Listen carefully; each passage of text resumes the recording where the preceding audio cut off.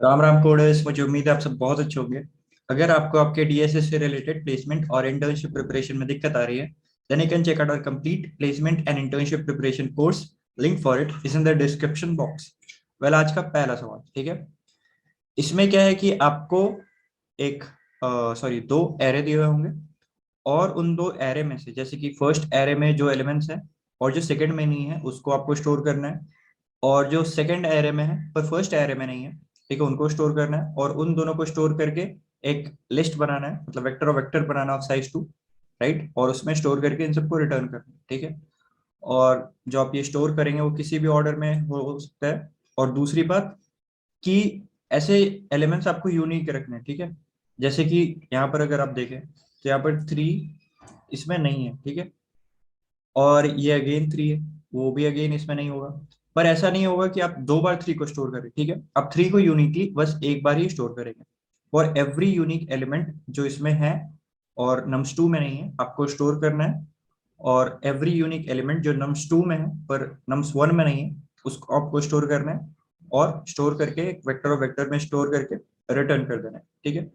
तो बहुत ही सिंपल था। आई डोंट थिंक कि इसमें कोई भी दिक्कत होगा। एज एज फार एज समझने का बात है, तो बस इम्प्लीमेंटेशन में ही दिक्कत आई होगी। तो मैं एक बार जल्दी से आपको अपने कोड से वॉक थ्रू करवाता हूँ और बताता हूँ उसके पीछे का इंट्यूशन क्या था, ठीक है।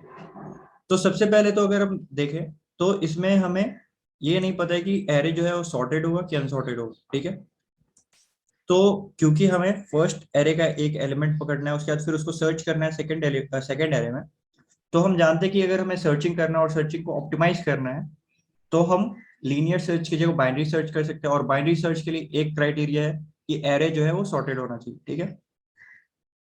1 2 3 3 ये एरे है पहला, और दूसरा एरे है 1 1 2 2, ठीक है। और दूसरा एक चीज हमें क्या इंश्योर करना है कि डुप्लीकेट्स हम नहीं कर करें अपने आंसर में, ठीक है। तो उसके लिए हम क्या करेंगे, एक तो एरे को हम लोग सॉर्ट भी करेंगे, और दूसरा हम उससे डुप्लीकेट भी हटा देंगे। अब जिन लोगों को थोड़ा बहुत डेटा स्ट्रक्चर एंड एल्गोरिदम्स का और बेसिक एसटीएल का जानकारी है, वो लोग जानते हैं कि इसके लिए हम बेसिकली सेट एसटीएल यूज करेंगे, ठीक है। सेट क्या कर देता है, सेट में जब आप एलिमेंट को इंसर्ट करते हो तो एक तो उसको सॉर्टेड ऑर्डर में इंसर्ट करता है, ठीक है, अपने स्टोर करता है। और दूसरा, अगर उसमें डुप्लीकेट्स उसको मिलते हैं तो डुप्लीकेट्स को रजिस्टर नहीं करता, इंसर्ट नहीं करता, ठीक है। जैसे कि अगर आप इसको सेट में डालोगे तो सेट कुछ आपका इस तरीके से दिखेगा, 1 2 3, ठीक है। इसको अगर आप सेट में डालोगे तो वो कुछ इस तरीके से दिखेगा, 1 2, ठीक है। अब ये मेरा मान लेते हैं सेट 1 बन गया है, ये मेरा सेट 2 बन गया, ठीक है। जिनको सेट वगैरह के बारे में नहीं पता है, वो हमारा एसटीएल का सीरीज चल रहा है, उसको भी आप जाके देख सकते हैं, वहां पर हमने सेट के बारे में बात किया है, ठीक है। तो यहाँ पर क्या होगा कि जैसे कि सेट 1 है, अब सेट 1 के एक एक एलिमेंट पे अपन जाएंगे, ठीक है, यहाँ पर जाएंगे और देखेंगे कि क्या ये सेट 2 में ये एलिमेंट है। देखिए, अगर आप 1 को देखेंगे तो बिल्कुल है, तो कोई जरूरत नहीं इसको स्टोर करने का। अगर आप 2 पे जाएंगे तो अगेन 2 भी जो है सेट 2 में है। पर जैसे ही आप 3 पे गए, आपको मिला कि 3 जो एलिमेंट है वो सेट 2 में नहीं है। इसका मतलब कि 3 जो है वो सेकेंड एरे में नहीं है, ठीक है। तो आपको 3 को स्टोर कर लेना है। अब ये क्योंकि सेट 1 के सारे एलिमेंट को आपने इटरेट कर लिया है, अब आप सेट 2 पे जाएंगे और फाइंड करेंगे कि सेट 2 के कौन कौन से एलिमेंट सेट 1 में नहीं है। तो अगेन आप 1 पे गए, 1 है इसमें, 2 पे गए आप, 2 है इसमें, एंड अगेन ये सेट 2 आपका खत्म हो गया। इसका मतलब कि सेट 2 के सारे एलिमेंट सेट 1 में है। तो यहाँ पर आपको क्या करना है, यहाँ पर आपको एक एम्प्टी वेक्टर रखना है, ठीक है। बस इतना सही काम है, और बस इसी को इम्प्लीमेंटेशन है, जो कि मैं आपको एक बार दिखा देता हूँ। मुझे उम्मीद है आपको सब समझ में आ जाएगा। यहाँ पर आप देख सकते हैं किस तरीके से मैंने किया। यहाँ पर मैंने दो सेट बना लिया, ठीक है, सेट 1 एंड सेट 2। और सेट 1 में सारे एरे 1 के एलिमेंट्स को मैंने इंसर्ट कर दिए, सेट 2 में मैंने सारे एरे 2 के एलिमेंट को इंसर्ट कर दिया, ठीक है। और मैंने वेक्टर ऑफ वेक्टर बना लिया ऑफ साइज 2, ठीक है। उसके बाद मैं क्या करूंगा, मैं सेट 1 में ट्रेड करूंगा। अगर सेट 2 में उसका काउंट 0 है, इसका मतलब क्या है कि सेट 2 में वो है नहीं, ठीक है। ये बेसिकली तरीका होता है, हमारे हैशिंग वाले प्लेलिस्ट में हमने डिस्कस भी किया है आगे। तो उसमें क्या है कि ये तरीका होता है पता करने का, set 2 dot count I T is equal to 0। इसका मतलब कि सेट 2 में ये जो आईटी नंबर है वो प्रेजेंट नहीं, ठीक है। तो अगर वो प्रेजेंट नहीं है तो आपको इसको इंसर्ट करना है। फर्स्ट वेक्टर में, वेक्टर ऑफ वेक्टर के फर्स्ट वेक्टर में, ठीक है। और उसी तरीके से अगर आप सेट 2 में जाओ तो फिर आपको सेट 1 में सर्च करना पड़ेगा कि सेट 1 में वो एलिमेंट है या नहीं। अगर नहीं है तो आपको इंसर्ट करना पड़ेगा सेकंड वेक्टर में, ठीक है। और इन द एंड जो भी होगा आपको आपको स्टोर करके इसको रिटर्न करा देना है आंसर वेक्टर, ठीक है। तो मुझे उम्मीद है आपको समझ में आया होगा। वेल, आज का दूसरा सवाल, इसमें आपको क्या है कि एक एरे दिया हुआ है, ठीक है। आपको उस एरे को ब्यूटीफुल बनाना है, ठीक है। ब्यूटीफुल बनाने के लिए आपके पास दो रिक्वेस्टेड कंडीशन है, अगर वो दोनों हिट हो जा रहे हैं तो आपका एरे ब्यूटीफुल है। पहला कि उस एरे का जो लेंथ है वो इवन होना चाहिए। दूसरा कि उसके जितने भी इवन इंडेक्स पे नंबर हैं उसके आगे वाला जो इंडेक्स पे नंबर होगा वो उससे सेम नहीं होना चाहिए, ठीक है। बस ये दोनों कंडीशन अगर आपके मीट कर गए तो इसका मतलब क्या होगा कि आपका एरे ब्यूटीफुल बन गया, ठीक है। तो यहाँ पर जो दूसरा एग्जाम्पल यहाँ पर आपको दिया हुआ है, मैं उसको एक बार ड्राई रन करता हूँ और आपको बताता हूँ कैसे इसको ब्यूटीफुल बनाया जाएगा। और हाँ, अगर आपको ब्यूटीफुल बनाना है, ठीक है, तो आप क्या कर सकते हो, उसके लिए सिर्फ और सिर्फ डिलीशन एक आपका ऑपरेशन अलाउड है। और हमेशा ही आप बोल सकते हो कि एक साइज 0 का जो भी एरे होगा वो हमेशा एक ब्यूटीफुल होगा। तो आप ऐसा नहीं कर देना कि जितने भी एलिमेंट है आप सबको रिमूव कर दो। आपको जो डिलीशन करना है वो मिनिमम में करना है, ठीक है। मिनिमम कितना डिलीट करके आप इस एरे को ब्यूटीफुल बना सकते हो वो आपको काउंट रिटर्न करना है, ठीक है। तो यहाँ पर सेकेंड एग्जाम्पल पे अपन देखते हैं किस तरीके से होगा। यहाँ पर आप देखिए आपके जो एरे का साइज है वो तो 6 है, ठीक है, कोई दिक्कत की बात नहीं है क्योंकि हमें इवन लेंथ का ही एरे चाहिए। पर आप देखो इवन इंडेक्स पे कौन कौन से एलिमेंट है। इवन इंडेक्स पे ये है, इवन इंडेक्स पे ये है, इवन इंडेक्स पे ये है। पर अगर आप ध्यान से देखें तो हर इवन इंडेक्स के अगला नंबर उसका रिपीटेड वैल्यू है, ठीक है। तो ये तो हमें नहीं चाहिए। तो हम क्या करेंगे, हमें डिलीट करना पड़ेगा। तो हम इस एलिमेंट को डिलीट कर देंगे। जैसे ही आपने इस एलिमेंट को डिलीट किया, ठीक है, क्योंकि यही सबसे पहला रिपीटेड था, इसको तो आपको डिलीट करना पड़ेगा। तो जैसे ही आपने इसको डिलीट किया तो यहाँ पर से क्या होगा कि जितने भी एलिमेंट्स हैं वो एक एक पीछे चले जाएंगे, ठीक है। ये जो 1 है वो पीछे आ जाएगा, ये जो 2 है वो पीछे आ जाएगा। तो आपका एरे कुछ इस तरीके से दिख रहा होगा, 1 2 2 3 3, ठीक है। एक चीज ध्यान देने वाली बात है कि अगर इसके कोई भी लेफ्ट में एलिमेंट होगा तो वो अनचेंज रहेगा, इसके राइट वाले जितने भी एलिमेंट्स हैं वो एक इंडेक्स पीछे आ जाएंगे। तो हमेशा ही ये जो हम ऑपरेशन करेंगे ना डिलीशन वाला, वो हमेशा ही जब हम डुप्लीकेट्स चेक कर रहे होंगे तो लेफ्ट से चालू करेंगे डिलीशन। क्योंकि अगर उसके जैसे कि मान ले अगर हम इधर से डिलीट करते इधर कोई डुप्लीकेट रह जाता, ठीक है, तो उसका तो इंडेक्स चेंज हो नहीं रहा अगर हम इधर से डिलीट कर रहे हैं तो, ठीक है। ये बेफिजूल का हमें ज्यादा करना पड़ेगा डिलीशन।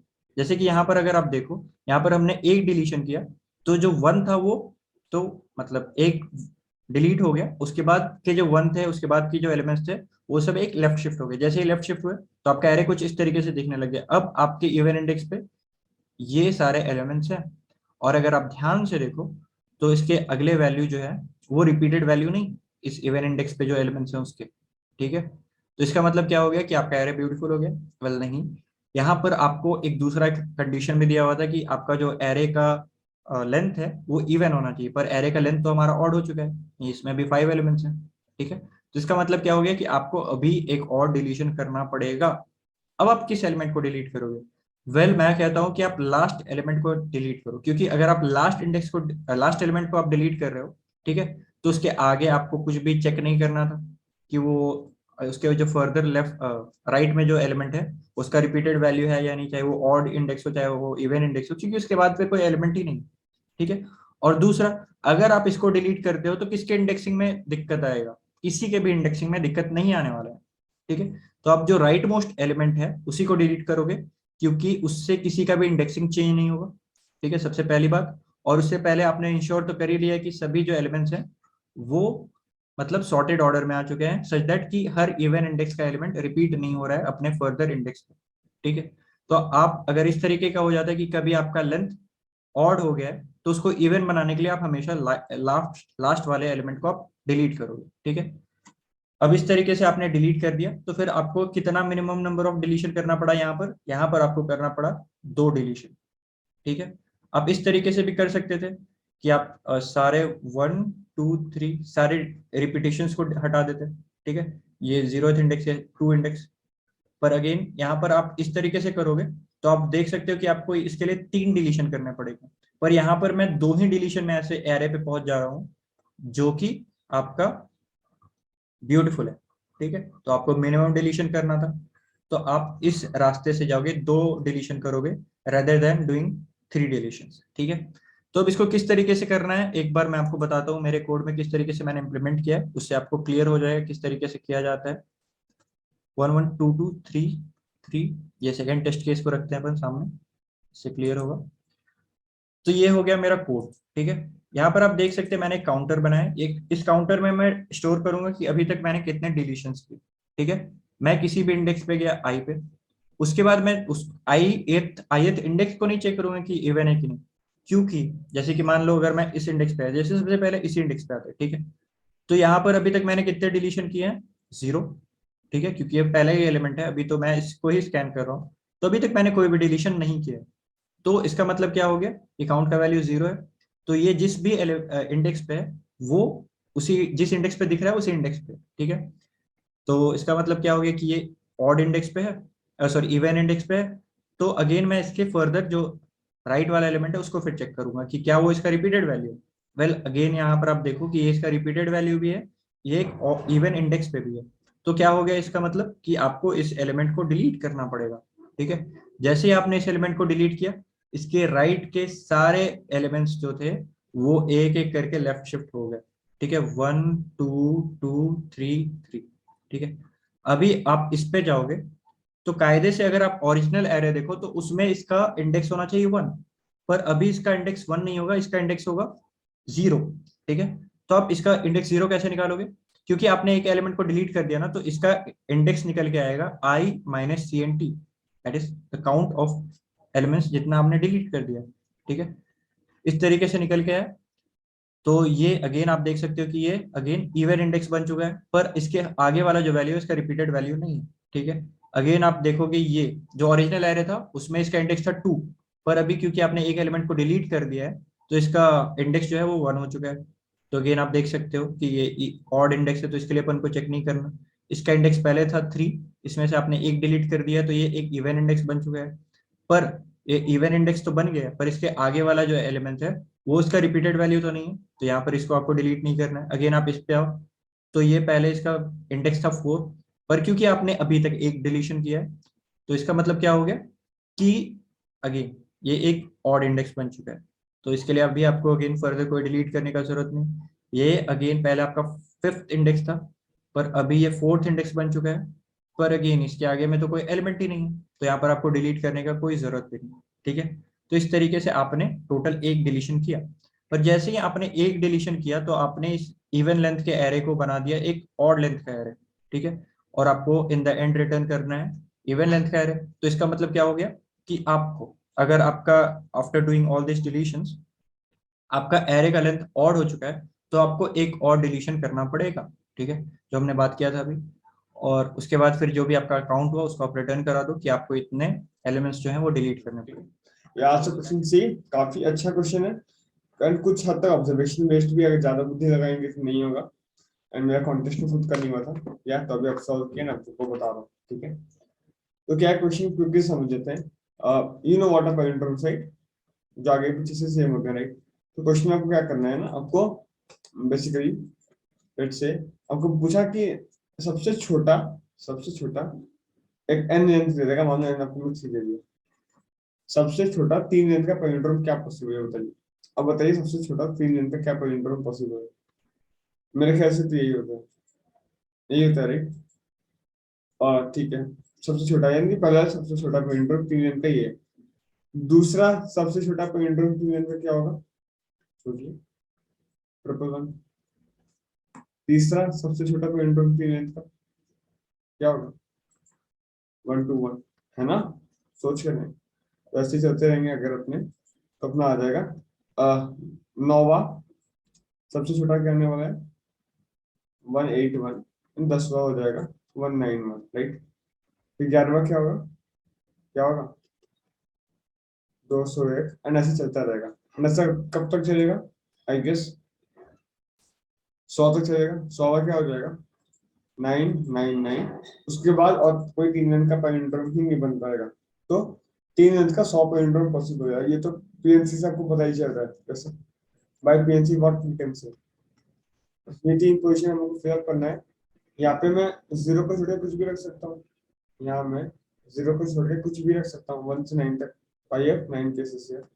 यहाँ पे मैं 0 से लेकर 9 तक कुछ भी रख सकता हूँ, 10 केसेस। एंड यहाँ पे मैं कुछ रख नहीं सकता बिकॉज यहाँ पे जो रखा हूँ यहाँ भी रखने का बाउंड है, यहाँ पे जो रखा हूँ यहाँ भी वही रखना बाउंड है बिकॉज इससे पॉइंट हो, तो 90 आ गया।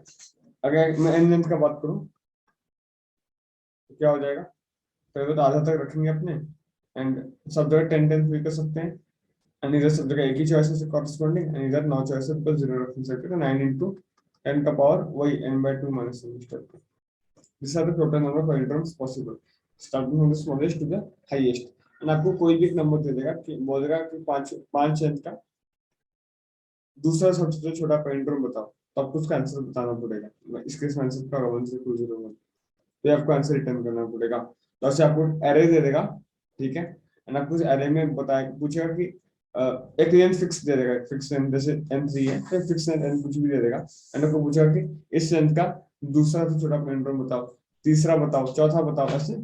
लेकिन आज के डिफरेंट क्वेरीज हैं, you can answer each query and at end answer array में सबको रिटर्न करना है। देखो फिर से, तो इस केस में वही था कि लेंथ 3 दे दिया पॉइंटर का, एंड आपको पूछा था कि पहला सबसे छोटा पॉइंटर बताओ जो 3 लेंथ का है, तो आंसर क्या है 101। दूसरा सबसे छोटा पॉइंटर आंसर देख लो, तीसरा 121, चौथा 131, पांचवा 141 एंड 90 98 अलावा 999, क्योंकि इसमें 90 पॉसिबल है, राइट। अगर आप देखोगे 3 है, यहाँ पे आप रख सकते हो 10 चॉइस है, यहाँ पे 9 चॉइस है, और यहाँ पे कोई चॉइस नहीं बिकॉज पॉइंटर में तो 90 क्लियर। एंड अगर बाई चांस ये आपको 90 से 100 दे देता तो आपको होता भैया पॉसिबल ही नहीं हो सकता, तो आंसर माइनस है, 90 से बड़ा हो ही नहीं सकता कभी। तो I think question clear and over explain कर दिया मैंने क्वेश्चन को।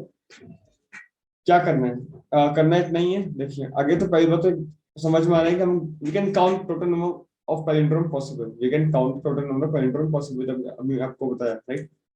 तो कितना पैलिंड्रोम पॉसिबल है, अगर n ऑड है तब ये आपको जो दिया हुआ है n ऑफ पैलिंड्रोम ऑड है, तो आपको पता चलता है n+1/2 डिफरेंट प्लेसेस है जहां आप रख सकते हो, राइट। अगर n 5 है तो ये 3 प्लेस में रख सकते हो, 5+1/2 3 प्लेसेस में रख सकते हो।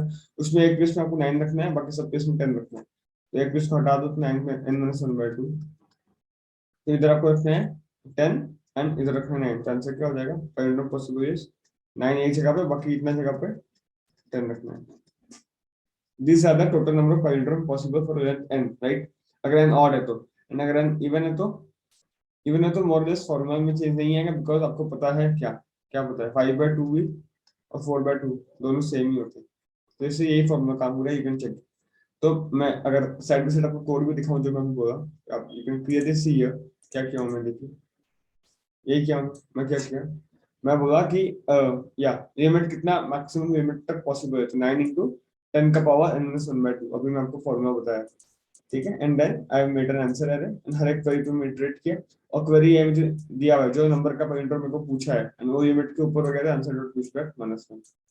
ये तो एकदम क्लियर हो गया मुझे, राइट। अब नीचे आते हैं, अब बाकी केस में क्या करेंगे, तो इधर I will like you to observe, ठीक है, थोड़ा सा ऑब्जर्व करिए, मजा आया। मान लो n3 है, n3 में मान लो n3 है, चाहिए, अगर 3 है, 3 कुछ बड़ा एग्जांपल देते हैं, 5 ले लेते हैं, मान लेते हैं अगर n5 है, तो सबसे छोटा पॉइंटर 5 से अंदर क्या है 1 0 0 0 1, ठीक है। आपको पता है पॉइंटर में, तो अगर आप इतना क्वेश्चन सॉल्व कर देते हो पहला 3 बिट के लिए, ये तो फिर आप कर ही सकते हो, राइट, रिवर्स करके अप्रेंड कर सकते हो, नॉट अ बिग डील। तो मान लेते हैं n = 6 है, तो आपको पहला 3 लेंथ का बस जो है सॉल्विंग करना है, फिर बाकी के 3 लेंथ तो फिक्स है, उसको उल्टा करके अप्रेंड कर दो, ये तो कर सकते हो। तो अगर n6 है मान लो एंड अप, ठीक है, तो आपको n3 के सॉल्व करना है, ओके। तो मैं मान लेता हूँ कि मैं आपको पूछा हूँ कि पहला पैलिंड्रोम कौन सा पॉसिबल है, पहला नंबर, तो आप बोलोगे भैया 100, सिंपल बात है। दूसरा 101, दूसरा क्या बोलोगे आप 101, तीसरा क्या बोलोगे 102, चौथा 103, ऐसे ही बोलोगे ना। एक्चुअल आंसर क्या होगा, इसे आप अपेंड कर दोगे 001 में, वो एक्चुअल आंसर होगा, 101 अपेंड कर दोगे, 201 अपेंड कर दोगे। बट हाँ, हम लोग इतना पार्ट पे फोकस करने में बताया था। तो इधर आप ऑब्जर्व अगर करोगे, मैं इसको क्या सोचने लगा in terms of next next ring जो क्वेश्चन है, नेक्स्ट गुड नंबर, उस टर्म्स में सोचने लग गया था, एंड देन परसेंटेज 10 बाइटिंग का एक डेटा मैच ऑफ, एंड उससे भी हो जाता, बट थोड़ा और एज केसेस को हैंडल करना पड़ता। इधर ऑब्जर्वेशन क्या है देखिए, पहला नंबर का आंसर क्या है 100, मतलब 100 प्लस 1 माइनस 1। दूसरा नंबर क्या है 101, 100 प्लस 2 माइनस 1। तीसरा नंबर क्या है 102, 100 प्लस 3 माइनस 1। चौथा नंबर क्या है 103, 100 प्लस 4 माइनस 1। बस इतना ही प्रश्न और प्रश्न। जैसे वो किस देखते हैं जो N3 का था, ठीक है, इसमें N3 था, उसमें हम कितना डिजिट्स का केयर करेंगे, अगर N3 है तो we care about 2 digits, right. इन दो का अपने केयर करते हैं। एंड सबसे छोटा क्या पॉसिबल है, 10 पॉसिबल है, राइट। उसमें हम लोग 98 पूछा था, 90th क्या होगा, 90th क्या हो जाएगा 10 प्लस 90 100 माइनस 99, इन सबको 9 अपेंड करना है अपने को, बताइए। और यही आंसर था एक सही, बस यही ऑब्जर्वेशन था जो आपको करना है। एंड अगर आप मैथमेटिकली सोचेंगे तो ऑब्जर्वेशन ट्रू भी ऐसा ही होना चाहिए, क्योंकि पैलिंड्रोम सबसे छोटा आपको जनरेट करना है, तो सबसे लीस्ट सिग्निफिकेंट डिजिट जो होता है, राइट, क्योंकि एक अगर आप नंबर का बात करते हो, ये बहुत हाई सिग्निफिकेंस होता है, 10 का पावर n माइनस 1 जो भी है, 10 का पावर n माइनस 2, तो सबसे लीस्ट सिग्निफिकेंट को अपने स्टार्ट करेंगे अपेंड करने से। अगर आप नेक्स्ट परम्यूटेशन क्वेश्चन नहीं देख लो, you can go and watch it, next permutation, next beta element वगैरह क्वेश्चन उसी टाइप का है कि आप इसको बढ़ाते चलोगे, पहले ये एग्जॉस्ट हो गया, देन आप इसको बढ़ाते चलोगे, फिर इसको बढ़ाओगे, ये एग्जॉस्ट हो गया, देन इसको इसको, ये आप समझ पा रहे हैं, आई गेस इतना एक्सपीरियंस आपको है अगर आप ये क्वेश्चन देख रहे हैं तो बस आपको ये समझ आ रहा है, तो आपको जो भी नंबर पूछा है तो आप इसमें बस अपेंड कर दो। एंड सिंस आप मिनिमम माने ही कि पहला वाला तो 100 है, तो आपको एक माइनस करना पड़ेगा, राइट, कि आपको पहला वाला आप एज्यूम करिए, उसमें आप फिर पहला प्लस कौन सा चीज उसको ऐड कर रहे हो, तो माइनस ये तो करना ही पड़ेगा ना, उतना ही है क्वेश्चन में, कुछ भी नहीं है। देखिए मैं समझा देता हूँ, मैं कोड देखिएगा बेटर समझ, इधर ड्राइवर को देता हूँ। लेंथ 4 है, राइट, तो अपने को सॉल्व किसके लिए करना है, लेंथ 2 के लिए सॉल्व करना है। अगर लेंथ 4 है तो we have to solve for length 2। Length 2 का मिनिमम क्या पता है, पॉसिबल होता है 10। अच्छा, तो दूसरा 10 प्लस 2 माइनस 1 11, और 11 आंसर तो उल्टा भी ऐड कर दोगे तो 4 11। चौथा 10 प्लस 4 14 माइनस 1 13, 13 का उल्टा 1 6 3 1। छवा तो क्या हो जाएगा 6 1, राइट, तो 10 प्लस 6 16 माइनस 15, 15 का उल्टा 1 5 5 3। काफी क्लियर है, राइट, बस खत्म हो गई दिया। देखिए आगे तो मैं, हाँ, जो मिनिमम आपको होना चाहिए, जैसे मैं आप बोला, आप क्या बोले N4 था, तो मिनिमम आपका 10 होना चाहिए, तो क्या करोगे 4 माइनस 1 3/2 1, 10 का पावर 1 10, दैट्स मिनिमम, ये आपका मिनिमम होना चाहिए। अगर N5 है तो मिनिमम क्या होना चाहिए 100, है ना, तो 5 माइनस 1 4/2 2, 10 का पावर 2 100, ये आप देख सकते हैं, ये मिनिमम हो गया। देन मैं क्या बोला कि चेक प्लस क्वेरी ऑफ 5, वही बात है, 10 प्लस 4 14, तो प्लस कर दिया एंड माइनस कर दिया, दैट्स माय आंसर। ये मेरा आंसर आ गया, बट इसको पैरामीटर में कन्वर्ट करना है, तो इसको आगे हम स्ट्रिंग में कन्वर्ट किया, टू स्ट्रिंग बेसिक फंक्शन है, कन्वर्ट कर दिए एंड देन इसको कॉपी कर दिया टी में एंड टी को रिवर्स कर दिया। तो बेसिकली अगर मेरे पास 101 था इधर, लेट्स से n5 है, लेट्स से आपका 5 है, तो आपको सॉल्व करना था n इक्वल टू 3 के, राइट। आपको चौथा पूछा था तो आपका बोलेंगे आंसर हो जाएगा भैया 100 plus 4 minus 1 16, and final answer क्या होगा n5 तो 10301, है ना। अगर n6 होता तो आंसर क्या होता 103301। This is clear. हाँ, तो मैं क्या बोला, अगर n ऑड है तो आप जो s आपका क्या था 103, देखिए s आपका क्या था 103 और t आपका 301, तो आपको ये तो हटा, एक ने एक चीज गायब करना ही, तो अगर आपका n ऑड है तो s डॉट पॉप बैक, एक टू निकाल दिया and then s plus equal to t। अगर n इवन है तो कुछ दिक्कत ही नहीं, आप सीधे सीधे ऐड कर दो, अगर n ऑड है तो एक निकाल के ऐड कर दो ना। आपको s में फाइनल आंसर आ चुका है, ये final answer is in s में फाइनल आंसर आपका आ गया। उसके बाद क्या करना है, देखिए कुछ करना ही नहीं, उसके बाद आंसर आ गया। आप इंटीजर में कन्वर्ट करना है 103 01, तो इंटीजर में कैसे कन्वर्ट करेंगे, बस वही तरीका है, आप आंसर को 0 मान लो, 0 प्लस 1 फिर आगे बढ़े 1 इंटू 10 10 प्लस 0 10, आगे बढ़े 10 इंटू 10 100 प्लस 3 103, फिर आगे बढ़े 103 इंटू 10 1030 प्लस 0 1030, देन अगेन 1। ये आपको आता होगा बेसिक है, converting a string to an integer, then answer में पुश बैक कर दिया, वो आंसर जो अभी आया है that number of into, then answer return the answer, simple. तो this was the code itself. आज मेरा माइक भी खराब है, अगर वॉइस में थोड़ा इधर उधर हुआ, I am sorry for that. Question box well, आज का चौथा सवाल बहुत ही स्टैंडर्ड डीपी का क्वेश्चन था। इस तरीके का अगर क्वेश्चन आपने हमारे प्लेलिस्ट में देखा है तो हमने 01 नैपसैक और प्रिडिक्ट द विनर, इस टाइप के क्वेश्चन है जो हमने अगेन एंड अगेन डिस्कस किया। तो अगर आपने बनाया होगा तो ये बहुत आराम से बन गया होगा, ठीक है। डीपी का उतना टफ क्वेश्चन नहीं था, ठीक है। तो यहाँ पर बस कुछ कुछ ऑब्जर्वेशन है, और क्वेश्चन में क्या है कि आपको के पॉइंट सेलेक्ट करने हैं, ठीक है, और आपके पास n कॉइन पाइल्स दिया हुआ है, तो आपको आफ्टर सेलेक्टिंग के कॉइन्स, आपको उन कॉइन का जो डिनोमिनेशन है उनका सम को आपको मैक्सिमाइज करना है।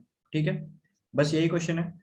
बस कुछ कुछ ऑब्जर्वेशन है और उसके बाद तो सिंपल चॉइस डायग्राम है। सबसे पहला ऑब्जर्वेशन क्या है कि ये जो कॉइन्स है वो एक के ऊपर एक स्टैक है। ठीक है, इसका मतलब क्या हो गया कि अगर आप 100 वाला कॉइन उठाना चाहते हो तो उसके पहले आपको 1 वाला जो कॉइन है उसको उठाना पड़ेगा। ठीक है, अगर आप 3 वाले कॉइन को उठाना चाहते हो तो उससे पहले आपको 1 एंड 100 वाला कॉइन जो है उसको उठाना पड़ेगा। तो इसका मतलब क्या हो गया कि अगर आप 3 वाले कॉइन को उठा रहे हो तो एक्चुअल में आप 104 पॉइंट उठा रहे हो। अगर आप 1 वाले कॉइन को उठा रहे हो तो आप एक्चुअल में 101 पॉइंट उठा रहे हो। अगर आप 1 वाले कॉइन को उठा रहे हो तो 1 वाला ही उठ रहा है, क्योंकि उससे पहले तो कुछ है नहीं। Same goes here also. ठीक है, यहाँ पर अगर आप 7 वाले उठा रहे हो तो अगेन कोई दिक्कत नहीं है, आपको 7 पॉइंट ही मिलेंगे। अगर आप 8 वाले कॉइन को उठा रहे हो तो आपको पहले वाला जो 7 है उस कॉइन को भी उठाना पड़ेगा। ठीक है, तो इसके लिए आपका टोटल स्कोर क्या हो जाएगा 15। यहाँ पर अगर आप 9 वाले कॉइन को उठा रहे हो तो अगेन 9 वाला तो आपको पॉइंट मिलेगा ही, प्लस पर साथ में उसके ऊपर वाले जितने कॉइन है उनका भी सम आपको उठाना पड़ेगा। ठीक है, तो ये हो जाएगा आपका टोटल 24। ठीक है, तो इस तरीके से हम एक प्रीफिक्स एरे बना सकते हैं। ठीक है, उससे क्या हो जाएगा कि हमें बार बार जाके, जैसे कि हम इस वाले कॉइन को उठा रहे हैं तो उसके पहले हमें सारे कॉइन उठा के जो सम निकला था उसको निकालने का जरूरत नहीं पड़ेगा। एक बार प्रीफिक्स में एक बार में सब जगह सब चीज मिल जाएगा। ठीक है, ये हो गया प्रीफिक्स सम का बात। और दूसरा जो चीज ऑब्जर्व करने वाला है वो है चॉइस डायग्राम। ठीक है, अब मान लीजिए कि हमें के कॉइन सिलेक्ट करना था। ठीक है, के कॉइन सिलेक्ट करना था हमें। अब मान लीजिए कि क्या हुआ कि हम मतलब किसी एक कॉइन पाइल पे गए, हमने सिलेक्ट किया कि हम यहाँ से कोई भी कॉइन नहीं सिलेक्ट करेंगे। ठीक है, जैसे कि सबसे पहले मैंने एन कॉइन पाइल से ना, तो हमने 0th कॉइन पाइल पे हम गए। ठीक है, वहां पर से हमने सेलेक्ट किया कि हम कोई भी कॉइन पाइल को नहीं उठाएंगे, मतलब उससे हम कोई भी कॉइन को नहीं उठाएंगे। तो हम क्या कर देंगे, हम वहां से आगे बढ़ जाएंगे, आगे बढ़ जाएंगे। ठीक है, और फिर अगले कॉइन पाइल में सेलेक्ट करने का सोचेंगे। अगले कॉइन पाइल पे जैसे हम जाएंगे अगेन हमारे पास यही चॉइस होगा, और फिर उसके बाद फिर हम डिसीजन लेंगे। ठीक है, एक तो डिसीजन हो गया कि हमारे पास कॉइन सेलेक्ट करने का कैपेसिटी था पर हमने कॉइन सेलेक्ट नहीं किया। दूसरा क्या कैपेसिटी हो जाए, दूसरा क्या चॉइस हो जाएगा कि कॉइन सेलेक्ट करने का कैपेसिटी था। मान लेते हैं कॉइन सेलेक्ट करने का कैपेसिटी हमारे पास के है, और हमने सिलेक्ट सोचा कि हम के नहीं, हम कुछ मान लेते हैं एक्स कॉइन हम सिलेक्ट कर रहे हैं इससे। ठीक है, तो अब हमारे पास के क्या हो जाएगा, के माइनस एक्स, क्योंकि हमने एक्स कॉइन को सिलेक्ट कर लिया। और दूसरा, जैसे ही हमने इसे एक्स कॉइन सिलेक्ट कर लिया, इसका मतलब कि हमने इस पाइल से जितना हमें सिलेक्ट करना था हमने सिलेक्ट कर लिया है। अब हम जाएंगे अगले पाइल के पास। ठीक है, तो इससे हमें जितना कॉइन सिलेक्ट करना था हमने सिलेक्ट कर लिया, अब हम चले गए अगले कॉइन के पास, अगले कॉइन पाइल के पास। ठीक है, और बेस कंडीशन क्या होगा ये तो समझ में आ ही रहा है कि अगर आपका एक तो हो सकता है केस कि आपका के 0 हो जाए, इसका मतलब क्या हो गया कि आपने जितना कॉइन भी सिलेक्ट करना था आपने सिलेक्ट कर लिया है। दूसरा क्या एक बेस केस हो सकता है कि आप पूरा एन कॉइन के मतलब एन पाइल क्रॉस कर चुके हो, मतलब आपने इस पाइल से भी कुछ सिलेक्ट कर लिया, इस पाइल से भी कुछ सिलेक्ट कर लिया। अगेन आप करते करते आप जितना nth कॉइन पाइल था उसको भी क्रॉस कर चुके हो। तो इसके लिए क्या हो जाएगा, i इक्वल टू एन। ठीक है, where N is the size of the, कितने कॉइन पाइल्स हैं आपके पास। ठीक है, अगेन बहुत ही सिंपल क्वेश्चन था। इसको अपन रिकर्शन प्लस डीपी से सोचेंगे और मेमोराइजेशन से सोचेंगे, बहुत आराम से बनेगा ये क्वेश्चन। मैंने किस तरीके से इस क्वेश्चन को अप्रोच किया उसको एक बार बताता हूँ। उससे पहले एक बार ड्राई रन करा देता हूँ किस तरीके से चॉइस डायग्राम जाएगा। ठीक है, सबसे पहले इस क्वेश्चन को अगर आप देखो तो ये आपके पास पाइल्स दिए हुए हैं। ठीक है, एक पाइल है आपका 301, दूसरा पाइल है आपके पास 789। आपने क्या किया, सबसे पहले आपके पास क्या था, 2 कॉइन सिलेक्ट करने का ऑप्शन है। आपने क्या किया कि आपने पहले पाइल को रिजेक्ट किया और आप चले गए दूसरे पाइल पे। ठीक है, तो अभी तक आपने कितना कॉइन्स इस्तेमाल किया है, 0। ठीक है, तो अभी तक आपके पास 2 कॉइन सिलेक्ट करने का कैपेसिटी है, और आप अगले कॉइन पाइल पे चले गए हो तो आप इंडेक्स 1 पे आ गए हो। ठीक है, अगले इंडेक्स पे आ गए अगेन, आपने डिसाइड किया अगेन इस इंडेक्स पे आने के बाद कि आप इस कॉइन पाइल से भी कुछ नहीं सिलेक्ट करोगे, आप चले गए अगले कॉइन पाइल पे। ठीक है, तो अगेन आपके पास कॉइन सिलेक्ट करने की कैपेसिटी कितना होता हुआ है 2, और आपने इससे भी कुछ नहीं सिलेक्ट किया है, तो अगेन मतलब इसका कैपेसिटी भी 2 ही रहेगा, कॉइन पिक करने का कैपेसिटी। और आप इंडेक्स पे कितने इंडेक्स पे चले जाओगे, सेकंड इंडेक्स पे। पर आप देखोगे कि सेकंड इंडेक्स पे तो यहाँ पर कुछ है ही नहीं, तो यहाँ पर से आप बैक ट्रैक करोगे। यहाँ तक का आपका मैक्सिमम स्कोर क्या हुआ था, यहाँ तक का मैक्सिमम स्कोर हुआ था 0। ठीक है, 0 क्यों हुआ था, क्योंकि आपने कोई भी कॉइन ही नहीं सिलेक्ट किया। दूसरा अब क्या हो सकता है कि आपने इससे, इस कॉइन पाइल से एक कॉइन सिलेक्ट किया, ठीक है। तो अगेन एक कॉइन जब आपने सिलेक्ट किया तो आपके पास कॉइन सिलेक्ट करने की कैपेसिटी कितना हो गया, 1। और फिर अगेन आप देखोगे तो इसमें आप इससे एक कॉइन सिलेक्ट करके अगले इंडेक्स पे चले जाओगे, इससे आपका कितना स्कोर आया, इससे आपका स्कोर आया 7। दूसरा एक क्या केस हो सकता है कि आप इससे एक नहीं 2 कॉइन सिलेक्ट कर लोगे, ठीक है। 2 कॉइन सिलेक्ट करके आप अगले इंडेक्स पे चले गए, तो इससे आपका क्या स्कोर आया, इससे आपका स्कोर आया 15, ठीक है। तो ये सारे केस बने। अब यहाँ पर से अगेन आप देखोगे कि यहाँ पर आपके पास इस कॉइन पाइल में 3 कॉइन तो है, पर आप 3 कॉइन कभी भी सिलेक्ट ही नहीं कर सकते, क्योंकि आपका मैक्सिमम के का वैल्यू जो है वो 2 ही हो सकता है, ठीक है। आपके पास 2 ही कॉइन सिलेक्ट करने का ऑप्शन है, तो आप किसी एक पाइल से 3 कॉइन तो सिलेक्ट कर ही नहीं सकते। तो आगे फर्दर इसका सब ब्रांचिंग करने का जरूरत नहीं है, आपको समझ में आ रहा होगा किस तरीके से हुआ। बस इसी तरीके से अपन बैक ट्रैक करेंगे। इधर अगर इस तरीके से चलेंगे तो मैक्सिमम स्कोर हमारा क्या आएगा, 15, ठीक है। ये तब है जब हमने पहले वाले कॉइन पाइल से एक भी कॉइन नहीं सिलेक्ट किया है, तब का ये मैक्सिमम स्कोर है। अब हम अगले बार जिस तरीके से हमने फर्स्ट कॉइन पाइल से कुछ नहीं सिलेक्ट किया था, ठीक है, उस तरीके से अब हम फर्स्ट कॉइन पाइल से भी कुछ कॉइन सिलेक्ट करेंगे, पॉसिबली 1 और 2, और फिर देखेंगे उन सभी केसेस में क्या हमारा मैक्सिमम स्कोर निकल के आ रहा है। मैक्सिमम स्कोर तब निकलेगा जब यहाँ पर से हम फर्स्ट कॉइन पाइल से दोनों कॉइन सेलेक्ट करेंगे, और उस केस में अपना आंसर आएगा 101, और इन दोनों में भी जो मैक्सिमम होगा वो अपन रिटर्न कर देंगे अपना आंसर, ठीक है। दैट्स इट, यही ड्राई रन था, यही अप्रोच था। मुझे उम्मीद है आपको ये भी समझ में आ गया होगा, और इसके बाद आप खुद से कोड लिखने के लिए रेडी होंगे। अगर इसके बाद भी आपको कोई असिस्टेंस का जरूरत है तो एक बार कोड देख लेते हैं किस तरीके से चलेगा कोड। तो सबसे पहले मैंने क्या किया, जिस तरीके से बात किया था हमने, प्रीफिक्स एरे बना दिया। इस जो कॉइन पाइल्स था उसको हमने प्रीफिक्स एरे बना दिया। इससे इसका क्या मतलब हो गया कि मैं अगर जेथ कॉइन को उठा रहा हूँ तो उसके पहले वाले जितने भी 0 से लेके J-1 तक जितने भी कॉइन थे मुझे उनको उठाना पड़ा होगा। तो मेरा जो अगर जेथ कॉइन को मैं उठा रहा हूँ तो मुझे कितना पॉइंट मिल रहा है इन टोटल, वो मैं स्टोर कर लूंगा। बेसिकली ये प्रीफिक्स एरे बन गया मेरा, ठीक है। अब दूसरा क्या हो गया, दूसरा मैंने डीपी डिक्लेयर कर दिया था, डीपी डिक्लेयर कर लिया था मैंने, और उसको सबको मैंने इनिशियलाइज कर दिया -1 से। अगेन ये मेमोराइजेशन है जो कि अगेन हम बहुत अच्छे से समझ चुके हैं अपने डीएसए वाले प्लेसमेंट प्रिपरेशन कोर्स में, ठीक है। एक बेस केस क्या था कि हमने एन कॉइन पाइल्स से सबसे सेलेक्ट कर लिया, हम बाहर निकल आए। तो अब जब हम coin N coin piles cross कर चुके हैं तो अब तो हम कोई भी कॉइन उठा नहीं सकते। तो उस केस में हम मैक्सिमम स्कोर क्या उठा सकते हैं, रिटर्न 0, क्योंकि अब हम कोई कॉइन ही नहीं सेलेक्ट कर सकते, ठीक है। अगर DP of I J is not equal to -1, मतलब कि पहले भी हमने इस आई और के कॉरस्पॉन्डिंग एक वैल्यू स्टोर किया है, तो हमें उसको रिटर्न करना है। हमने प्री कंप्यूट किया हुआ तो क्यों हम बार बार करें स्टोर कैलकुलेट, ठीक है। अब एक मैंने मैक्सा वेरिएबल ले लिया है। मैक्सा वेरिएबल में क्या स्टोर करूंगा कि इस ith इंडेक्स पर से अलग अलग जो j का वैल्यू मैं आगे पीछे करूंगा, और उससे कितना मैक्सिमम पॉइंट मैं उठा सकता हूँ मुझे वो स्टोर करना है, ठीक है। तो सबसे पहले तो एक क्या केस मैंने बात किया था कि मैं इससे एक भी कॉइन नहीं उठा रहा हूँ, अगले इंडेक्स पे चल जा रहा हूँ, ठीक है। इसी तरीके से आगे आगे चलते जाएगा और सारा वैल्यू स्टोर होते जाएगा। और फिर अगला केस क्या होगा कि मैं इससे जे कॉइन उठा रहा हूँ, ठीक है। तो जैसे कि इंडेक्सिंग 0 बेस्ड है, 0 1 2, तो अगर आप जेथ कॉइन उठा रहे हो तो इसका मतलब क्या हो गया कि आप 3 कॉइन उठा रहे हो, J+1 कॉइन उठा रहे हो, ठीक है। तो if J+1 is less than equal to K, मतलब आपके पास उतना कैपेसिटी है कॉइन उठाने का, तो आप उतनी कैपेसिटी तक कॉइन उठा सकते हो।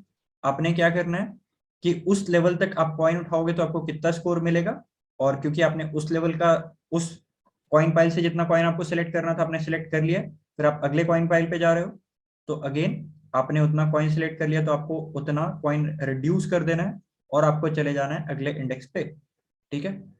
तो बस यही था। और अगर आप इस तरीके से आगे बढ़ गए हो कि आपके पास मतलब जे जो है वह वो वैल्यू वैल्यू आपका मान लीजिए 3 हो गया और आपके पास के का वैल्यू था 3, ठीक है।